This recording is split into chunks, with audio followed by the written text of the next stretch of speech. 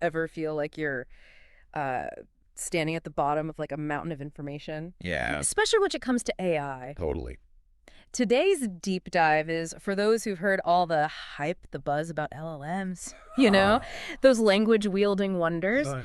But maybe you want to like truly understand what's happening in the background. Yeah, the magic behind the scenes. Yeah. And let me tell you, there is no better place to start than with NLP, Oh.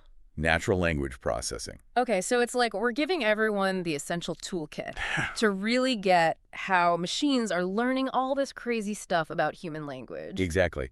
The source material for today is, well, it's this great article, actually, that breaks down some really complex concepts Nice. into digestible pieces. I love it. Yeah. So we're going to uncover how NLP is already, like, subtly part of our lives every day. And then we're going to dive into the mechanics of how it actually works. Yes. Like turning words into data. Yeah. It's like taking a look under the hood of a car. Ooh. We all know how to drive, Yeah. but understanding the engine, like how it all works. Right. It gives you that much more appreciation. Exactly. I love that. Okay, so before we get too deep in the weeds, how would you explain what NLP is? Sure. Like, in a way that makes sense even if you've never coded anything ever? So essentially, it's teaching computers to, well, first to understand human language, but also to interpret it and even generate it. Okay. So you can think of it as bridging the gap between how we communicate and how machines process, all the information. Right. It's not just about talking to robots. Right. Or having, like, our coffee orders taken by a robot. Right. Although I will say that part is pretty cool. Oh, absolutely. But it goes so much deeper than that. Okay. Like, think about subtitles Ooh, yeah.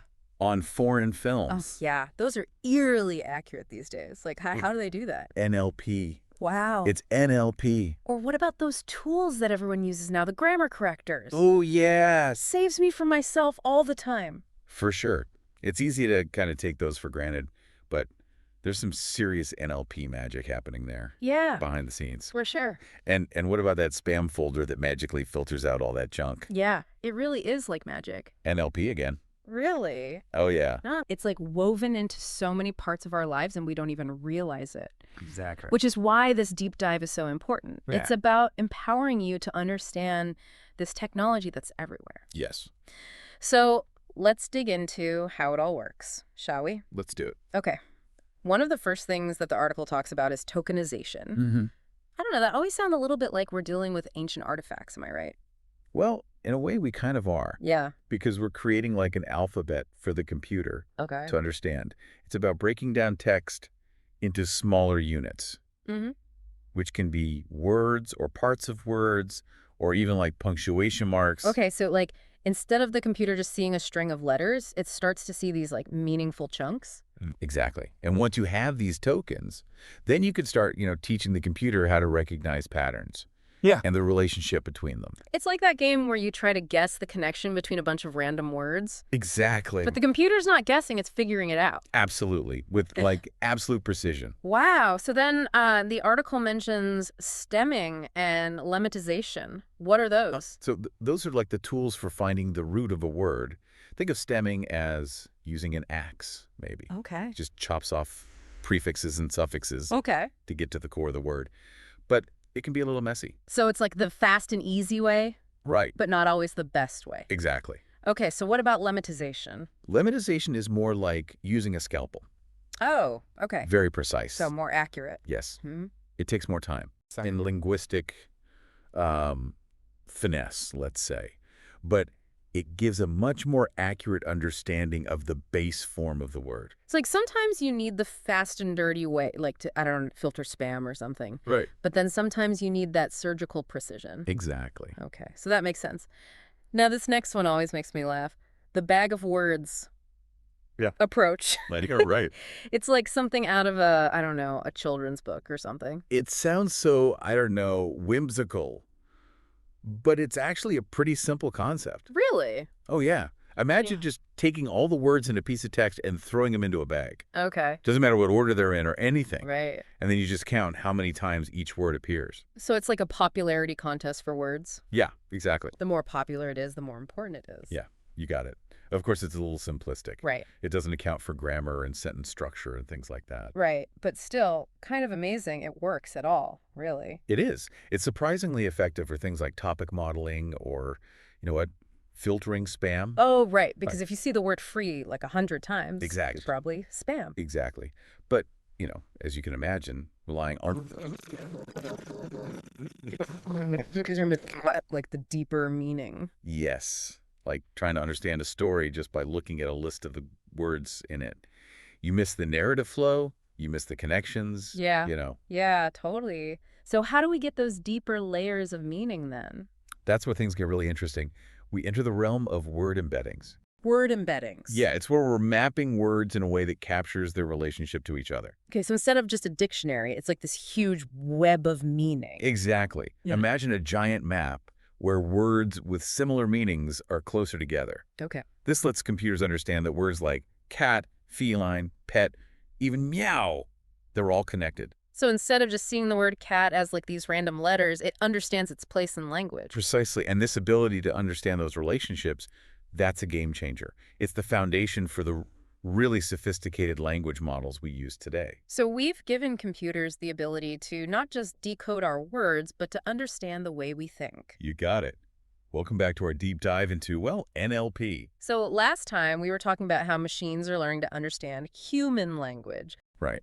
And we kind of left off on this, well, this revolution. Yeah, it's like we gave them the dictionary, we taught them the grammar, and now it's time to unlock like a whole other level of understanding. Exactly. And that's where deep learning comes in. Deep learning, it's everywhere you look these days. It really is. AI-generated images, self-driving cars. But what makes it so game-changing for NLP specifically? So think about it this way. Imagine trying to teach a computer about music, right? Okay. The old way, it was like showing it sheet music. Okay. But deep learning, that's like letting the computer listen to thousands of songs. Oh, wow. It can pick up on melody, rhythm, just by listening. So instead of coding all the rules ourselves, we're just letting computers learn from the data. Exactly. The article even mentions using convolutional neural networks. CNNs. Yeah, CNNs. Those are usually for image recognition, right? Right. Like teaching a computer to spot a cat in a photo. Yeah, yeah. But how do you apply that to language? It's still about recognizing patterns, right? Or- But instead of edges and shapes, we're looking at sequences of words. Okay, so like each word is like a pixel. Kind of. And CNNs can analyze those word pixels to figure out not just the individual words, but like the context. So it can tell the difference between I love this product and I don't love this product. Exactly. That one tiny word makes all the difference. Wow. Okay, that's cool. Now, the outline also mentions RNNs, LSTMs, GRUs. It's a mouthful. Yeah, I know, right? What are those all about? Well, remember how we talked about the flow of language, like how one word builds on the next? Yeah. That's where recurrent neural networks, or RNNs, come in. Okay. They're designed to understand that sequence. Right. Unlike CNNs, which look at chunks of text, RNNs process information, well, sequentially, like how we actually read. So it's like they have a memory. Yes. Short-term memory. They remember what came before. So that's how they can translate languages and stuff. Yes. Yeah. Or have a conversation in a chat bot. Makes sense. But there's always a but, isn't there? Well, sometimes RNNs can struggle. Oh, no. Remembering information from, like, way back. Ah, so if the text is really long. Exactly. Imagine trying to remember a detail from the very beginning of a really long story. It gets fuzzy. A memory leak. Basically. And that's where LSTMs and GRUs come in. Okay, so LSTMs are long short-term memory networks. And GRUs are gated recurrent units. I'm guessing they're like RNNs, but better. Yes. Think of them as RNNs with like a really good note-taking system. They have these mechanisms that control the flow of information. So if a regular RNN is like trying to remember everything, LSTMs and GRUs are like highlighting the important parts. Exactly. It's like having a mental highlighter. I like it. So they're really good for things like, oh, I don't know, maybe summarizing a really long document. Because they can remember those key points from the beginning. Exactly. It makes the output, well, more human-like, more engaging. Wow.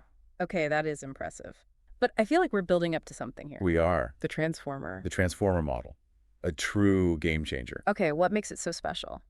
Well, remember how we said RNNs process things sequentially, one word after another? Yeah, like reading a sentence. Right. Transformers completely change the game. How so? They can analyze all the words in a sentence simultaneously. Oh, at the same time. At the same time. It's called self-attention. Self-attention. What is that like? Giving each word a 360-degree view of the entire sentence. Yes.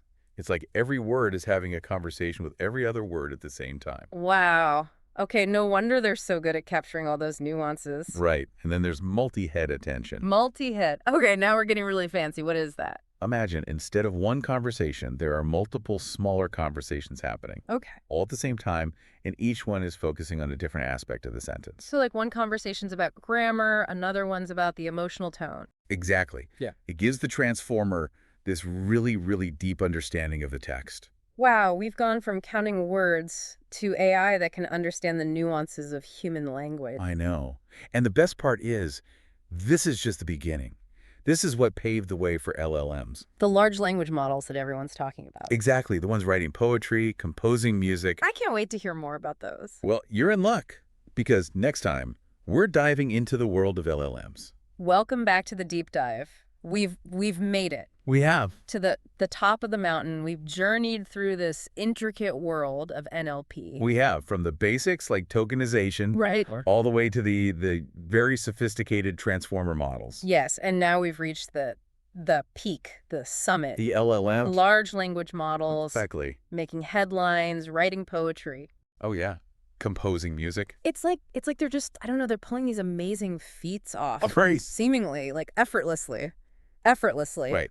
But we're not going to just marvel at the magic. Right. We're gonna break it down. Yes, we're going to open the hood, see what's going on in there. Exactly. Connect it back to all the building blocks we've been talking about. Yes.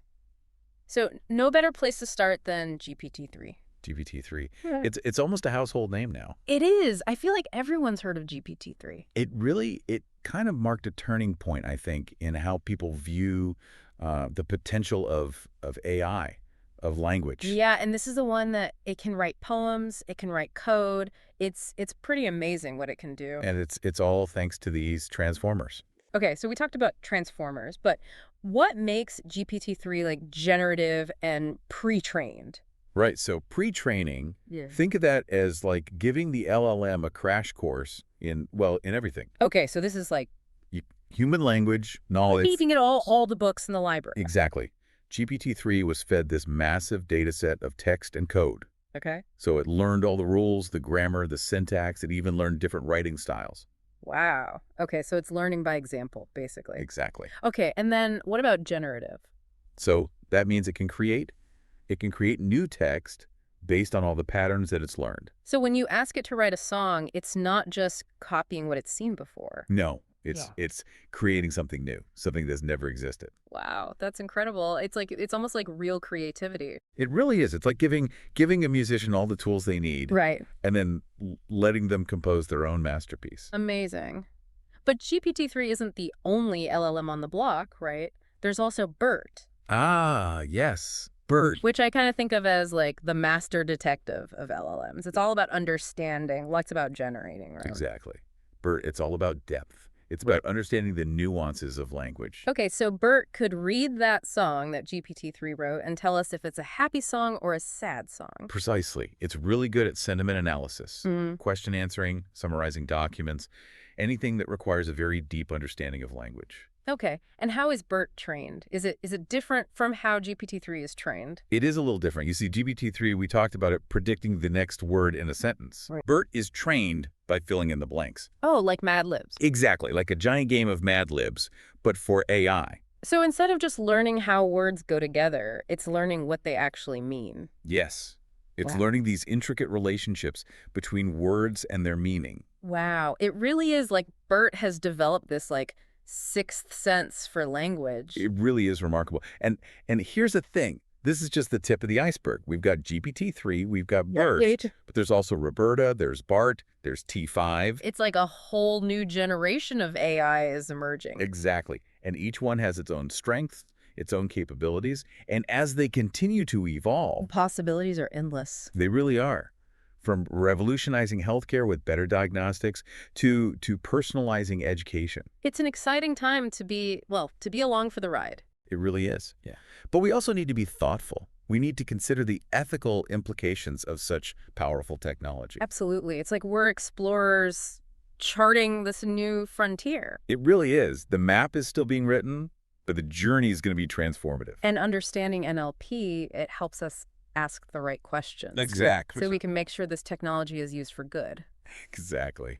Well, that's a perfect note to end on, I think. Thank you so much for joining us for this deep dive into NLP and LLMs and all of this amazing technology. It's been a pleasure. This is just the beginning. Stick around and we'll keep exploring the ever-evolving world of AI.